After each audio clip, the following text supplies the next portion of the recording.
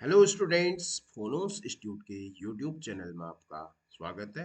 आज की वीडियो में डिस्कस करूंगा PYQs previous year questions related to the chapter gravitational field and potential which is the second units of LT syllabus.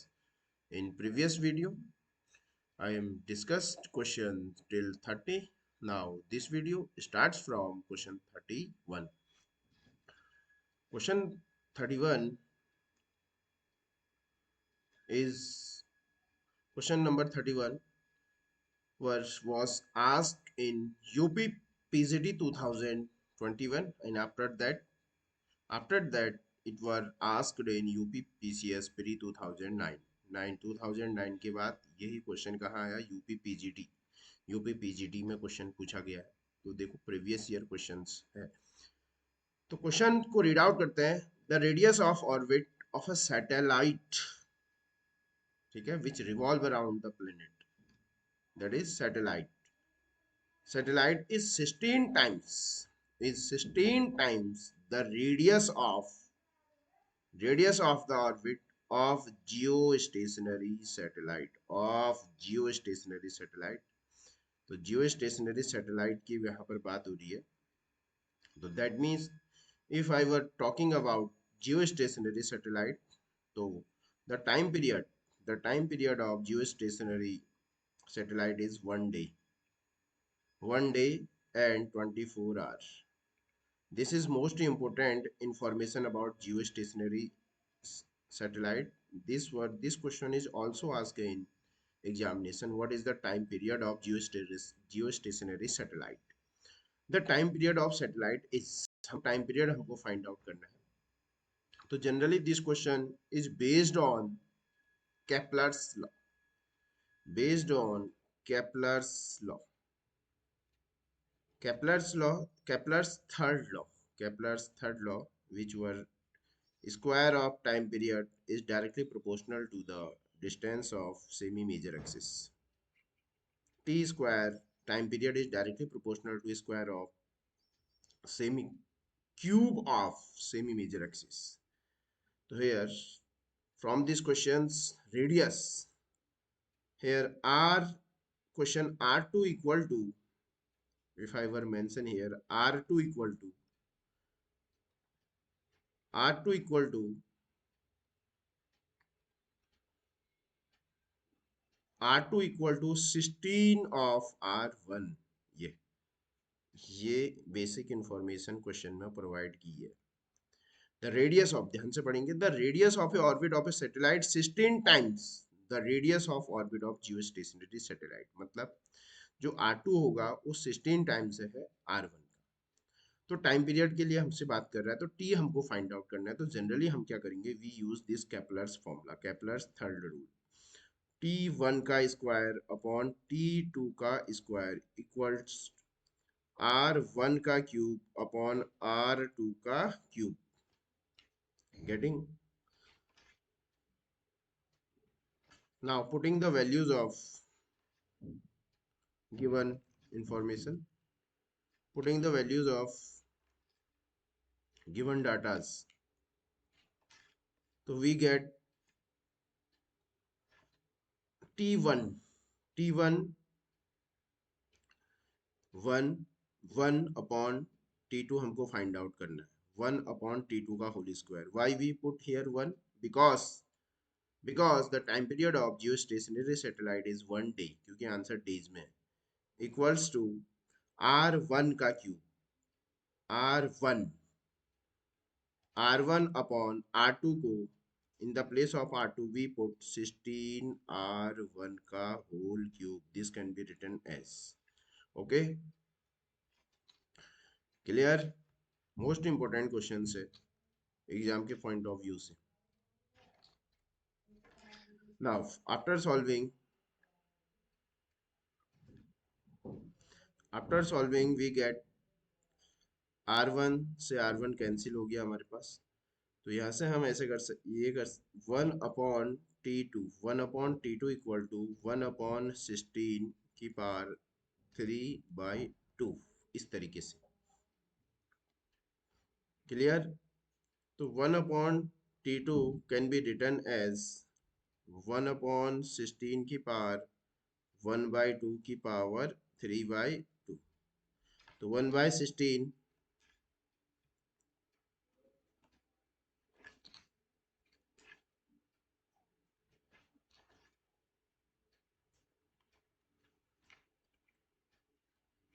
1/16, तो 1/16 का under root कितना होगा 4। 1/16 इंटू 1/16, 16 एक बाहर आ जाएगा और under root 16 1/T2, 1/T2 equal to 1/16 into 4, 1/16 into 4। Clear. तो हेयर और after solving T2 equal to 16 4 जा 64, 64 days। What is the correct answer of this question? So just it is based on formula. तो T2 equal to after T2 equal to 64 days, T2 equal to 64 days is the correct answer of this question. ठीक है। इस question में क्या ध्यान देना है कि जियो स्टेशनरी जो सैटेलाइट है उसका टाइम पीरियड हमको गिवन नहीं है, तो हमको पता होना चाहिए कि जो जियो स्टेशनरी सैटेलाइट है उसका जो टाइम पीरियड होता है 1 डे होता है या 24 आवर होता है। Clear? So the correct answer of this question is present on option C. That means 64 days is the correct answer of these questions. Most important questions. Kepler's third law is most important question for the upcoming exams. Every exams is contest one numerical. Now moving on question number 32, which was asked in UPTGT 2004. So it is most important for LT 2024 physics mathematics. The time period of a simple pendulum. The time period of a simple pendulum inside a satellite orbiting the earth will be. So we know that the time period of simple pendulum T equal to 2 pi under root L upon G. क्या T equal to 2 pi under root L upon G. अब इन satellite की बात कर रहे हैं। In satellite, no gravity. G equal to 0. Satellite G equal to 0. So if we put G equal to 0 here, 1/0, so time period becomes infinite. Time period becomes infinite. 1/0, 1/0, 1/0, 1/0 is infinite. तो time period क्या बन जाएगा? Infinite बन जाएगा. Clear है? So the correct answer of this question is present on option B. That means infinite. Clear? Now moving on option. Now moving on question 33. Question number 33 was asked in UPTGT 2004. Most important concept for the upcoming exams. Question read out करते हैं. Two satellites A and B. Two satellite A and B are orbiting around the earth in a circular orbits of same radius. ये question को पकड़ लेते हैं. Of same radius. In question it is given that radius is same both satellite.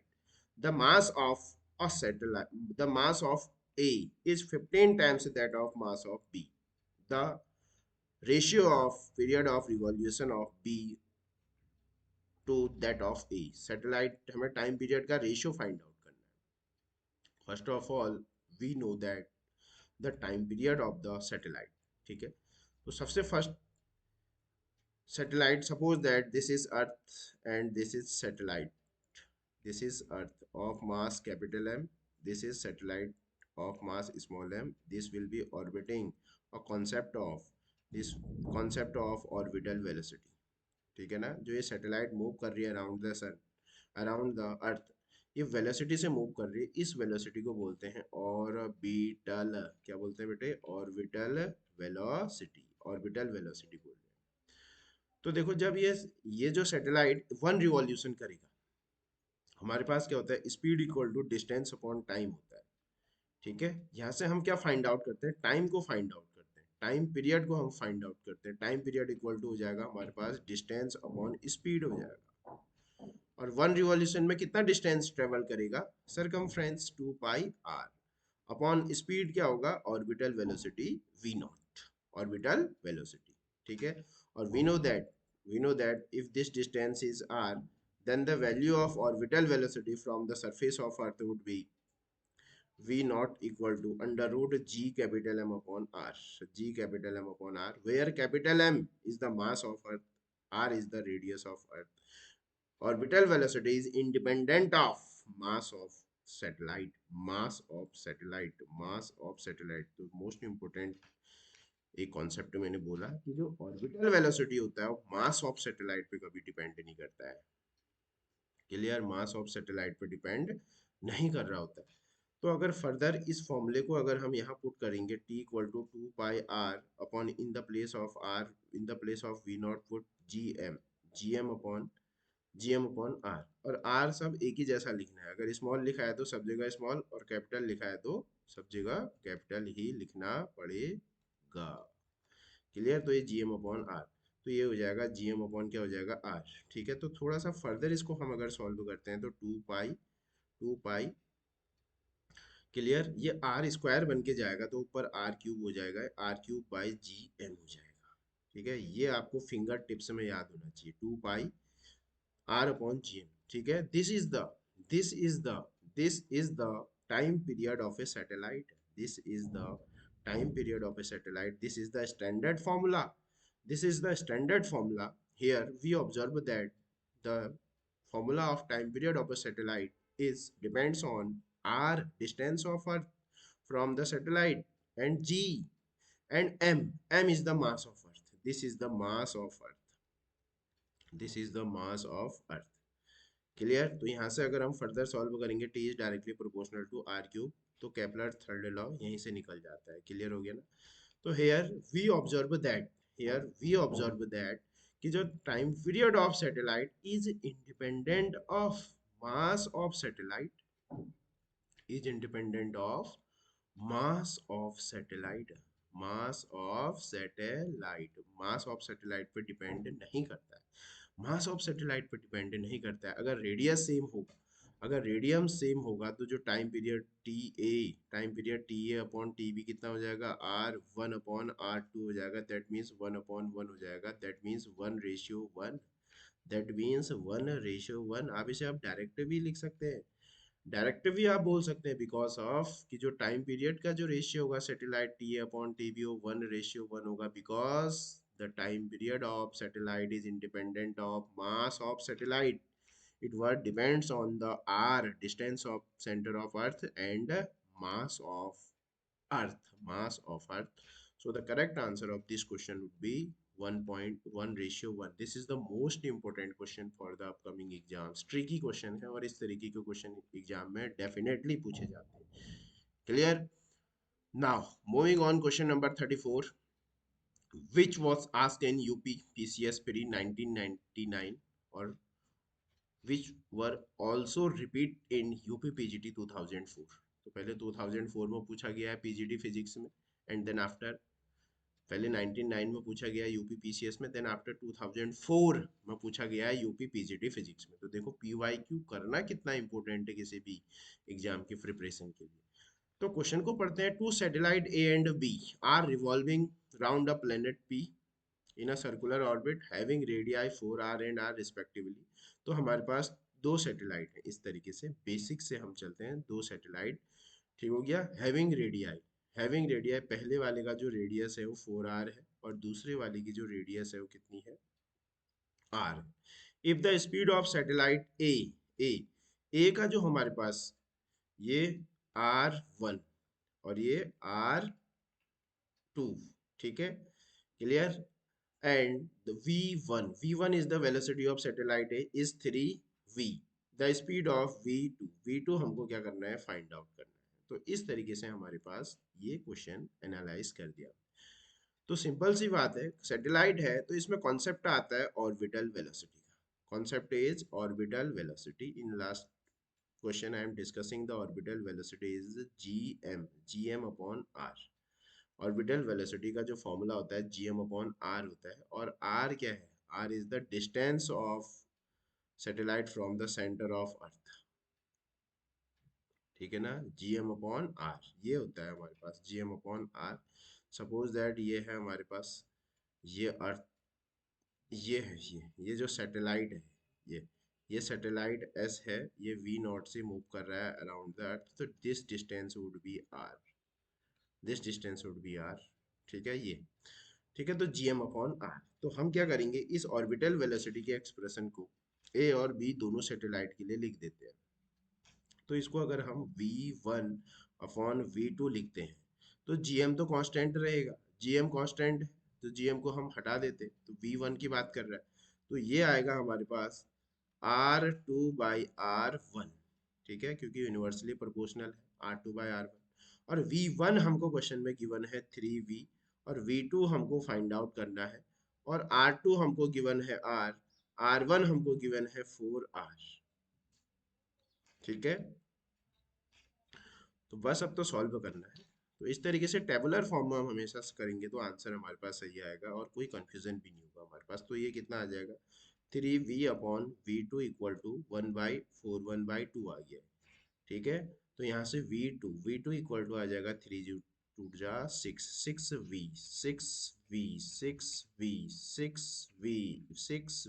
Is the correct answer of this question. ठीक है, तो क्या याद रखना है, कॉन्सेप्ट याद रखना है, क्योंकि जो ऑर्बिटल वेलोसिटी होती है उसका फॉर्मूला याद रखना है। ठीक है, तो जो करेक्ट आंसर होगा, the correct answer of this question is 6v, is present on option B। तो B is the correct answer of this question। Clear, most important question है, लेक्चरर और LTE KVS NVS D triple S B, most important previous और UP PGT के लिए always most important question. Now moving on, question number 35। क्वेश्चन number 35 is asked in various examination, first UP PGT 2021 और UP PGT 2011, UP PCS 2010 और UP PGT 2009। PGT में ही दोबारा आया है बेटे। तो देखो कितना इंपॉर्टेंट क्वेश्चन है, इसका जो एक्सप्रेशन है, expression is most important for that questions. The gain in potential energy, gain in potential energy of an object of mass m, object का मास m हमको गिवन है, raise from the surface of earth, surface of earth से हमको height equal to radius of earth. ठीक है, on the earth. ठीक है, ये हमको फाइंड आउट करना है कि कितना गेन इन होगा, गेन मतलब चेंज इन पोटेंशियल एनर्जी को हमने फाइंड आउट करना है। ठीक है, तो सबसे फर्स्ट अगर हमारे पास क्या है, वी हैव m1 और m2, अगर हमारे पास दो मासेस हैं, इनके बीच की जो डिस्टेंस है, तो इनका जो पोटेंशियल एनर्जी होता है, तो पोटेंशियल एनर्जी क्या होता है, the work done in assembling the system of masses is known as potential energy. और जो पोटेंशियल एनर्जी का जो फॉर्मूला होता है -G m1 m2 upon r होता है, it is the potential energy of two system of masses, this will be. तो similarly अब इस क्वेश्चन को पढ़ते हैं, इस क्वेश्चन में हमसे बोल क्या रहा है। जनरली इस क्वेश्चन में हमसे ये बोला गया है कि हमारे पास क्या है, ये एक अर्थ है। ठीक है, ये अर्थ की रेडियस, ये अर्थ की रेडियस यहाँ पर रही, ये अर्थ की रेडियस r, ये अर्थ का मास m। अब हम क्या कर रहे हैं, ये जो ऑब्जेक्ट है, इस ऑब्जेक्ट को अर्थ की सरफेस से, अर्थ की सरफेस से h हाइट ऊपर ले गया हूं। ठीक है, तो ये जो हमारे पास पूरी डिस्टेंस होगा ये r प्लस एच हो जाएगा। तो हमको एक बार इधर स्मॉल m, एक बार, अब हमको क्या करना है, पोटेंशियल एनर्जी फाइंड आउट करनी है। ठीक है, एक बार इनिशियल, यहाँ पर कितनी पोटेंशियल एनर्जी होगी, -G capital M small m upon r। और यहाँ पर कितनी पोटेंशियल होगी h हाइट में, -G capital M small m upon r की जगह r प्लस h। गेन करना है, गेन के लिए हमको क्या करना पड़ेगा, माइनस कर देंगे। ठीक है, और यहाँ पर कंडीशन भी दी है h इक्वल टू r। ठीक है, तो पोटेंशियल एनर्जी कौन होगा, यहाँ पर पोटेंशियल एनर्जी जो सरफेस होगा हमारे पास होगा -G capital M small m upon r। और potential energy at height h क्या होगा, -G capital M small m, और इन the place of r put r plus h। But question में हमको मेंशन दिया है कि जो हाइट है वो इक्वल टू है रेडियस ऑफ अर्थ के, तो इस कंडीशन का भी हम क्या करते हैं, यूज करेंगे। ठीक है, जो एच हाइट में दिया है, रेडियस है वो, तो गिवन क्वेश्चन में हमको ये गिवन है कि जो आर इक्वल टू क्या है, एच गिवन हमको गिवन। तो यहाँ पर से जो potential energy at height H क्या हो जाएगा हमारे पास, minus g capital M small m upon r plus r. In the place of h, in the place of r, in the place of h we put r, तो r plus r ये mention है question में, तो that means ये potential energy at height h क्या आ जाएगा, minus G capital M small m upon two r. अब हमको क्या फाइंड आउट करना है, गेन फाइंड आउट करना है। गेन हम कैसे फाइंड आउट करेंगे, बड़े में से छोटे को घटाएंगे हमेशा, ठीक है। तो gain, gain in potential energy कैसे फाइंड आउट करेंगे, गेन इन पोटेंशियल एनर्जी हम फाइंड आउट करेंगे, यू एच में से हम माइनस कर देंगे यू सरफेस, तो यू एच कितना आ जाएगा, minus G capital M small M upon two r, minus G capital M small M upon r, ठीक है ना। तो ये फर्दर अगर हम यहाँ से एलसीएम लेंगे टू आर एलसीएम लेंगे तो minus G capital M small M minus two G capital M small M, तो यहाँ से जो हमारे पास जो आएगा, ठीक है, यहाँ से जो हमारे पास आएगा माइनस, और ये माइनस, एक और माइनस, माइनस के साथ लेना है तो दैट, ये तो माइनस आएगा इधर पे, एक माइनस मिस हो रहा है हमारे पास, ठीक है। तो उस माइनस को हमने मिस नहीं करना है, क्योंकि माइनस माइनस, दो माइनस, तो minus minus it will becomes plus, तो ये हमारे पास कितना आ जाएगा, G M M upon two r, G M M upon two r, ये क्या आ जाएगा, गेन आ जाएगा, क्या आ जाएगा, gain. But we know small G equal to क्या होता है, G M upon r square होता है, स्मॉल जी इक्वल टू क्या होता है, जी एम अपॉन आर होता है, क्योंकि क्वेश्चन में हमको ये तो गिवन है नहीं, तो वी रिप्लेस जी एम, हम क्या करते हैं, वी रिप्लेस जीएम, इस जीएम को हमने रिप्लेस कर दिया, इस जीएम को हम रिप्लेस कर देते हैं, गेन कितना आ जाएगा हमारे पास, ये आ जाएगा G into R square, G into R square, G M small M upon two R, एक आर से आर गए, तो गेन कितना आ जाएगा हमारे पास, गेन कितना आ जाएगा, हाफ एम जी, हाफ एक एम जी और आर, एम जी आर अपॉन टू, गेन कितना आ रहा है, गेन कितना आ रहा है हमारे पास, गेन कितना आ रहा है, M G are by two, M G are by two, M G are by two, M G are by two, M G are by two. Now check the option which was correct answer, ठीक है। According to me the option is M G are by two, M G are by two, ठीक है।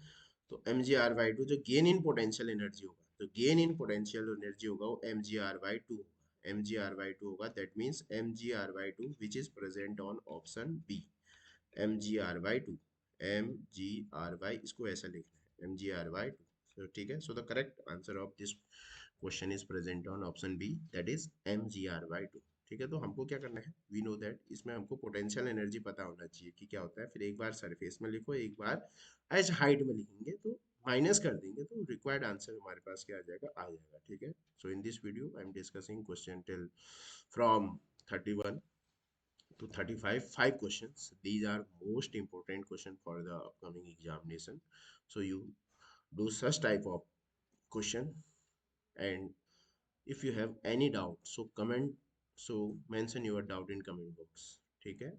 और also mention this videos, this series, which amount of helpful you, definitely mention, and also give your response on comment box as you see this video, and share to all another friends. Thank you.